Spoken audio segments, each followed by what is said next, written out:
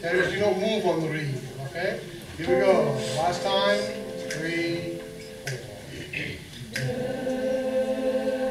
Folks, listen, the pitches themselves aren't hard. It is being able to keep the mental concentration through the long, sustained notes. So I could actually go through and do it out of rhythm and just do it chord by chord by chord, and that would be easy, but that's not the point. That's not the part that you need to practice. The part that you need to practice is how to sit there and feel this very slow pulse and keep the breath going and sustaining through and keeping the chord of the sound without the pitch wavering, and then being able to change together, which takes concentration. Okay? I know you're tired. We all shoveled a lot today. Here we go. Me too. Ready? 3, 4. What amazes me is I come to the music and I really look at the text.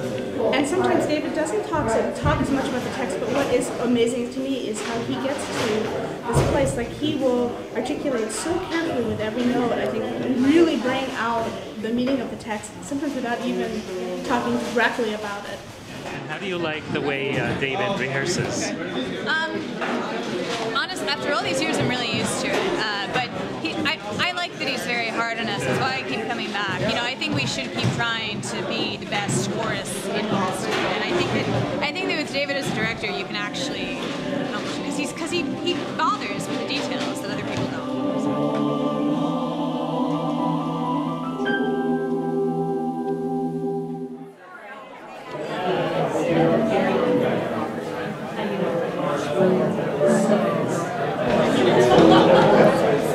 Well, it's exciting. I'm really happy to revisit Cantos Sagrados with organ because it's such a moving piece, and it's a piece that I think is near and dear to our heart as well as David, and he always does such a fabulous job at drawing not only the musicality out of a piece, but the emotional truth out of it as well.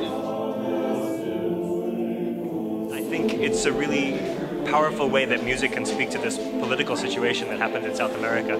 It's something a lot of people don't know about here, and the piece is really well written so that it gives you the emotional impact of the poetry and the emotional impact of the music. I still get chills to sing it, and that's really exciting to put the whole piece together for the first time.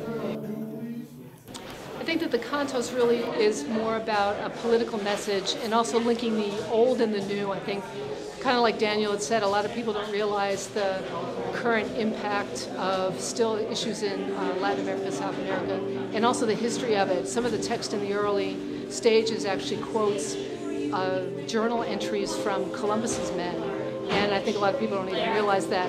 The sacred sections in the middle really speak to the power of the Catholic Church, and the Holst is also a sacred piece, but it steps a little bit away from the traditional, even particularly in its sonority and instrumentation. My name is Farid Albuquerque. I'm the president of Coro Allegro. I've been with Coro for 12 years. Some of the material I've done before. Since if you stick around in a chorus for 12 years, you're going to end up doing a lot of stuff. There's going to be repeat performances, so that really helps.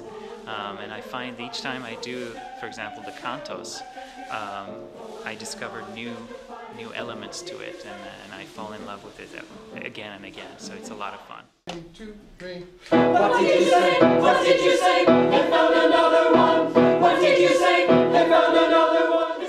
The cantos is probably thematically different from everything else, but all the rest of the composers are English or from the British Isles. So we have Gerald Finzi, who's a 20th century English composer, Thomas Tallis, who's a 15th century English composer. Macmillan is from Scotland, Scottish composer, and then Britain, of course, is English, and as is Holst. The challenges from this concert are that every single piece requires something entirely different.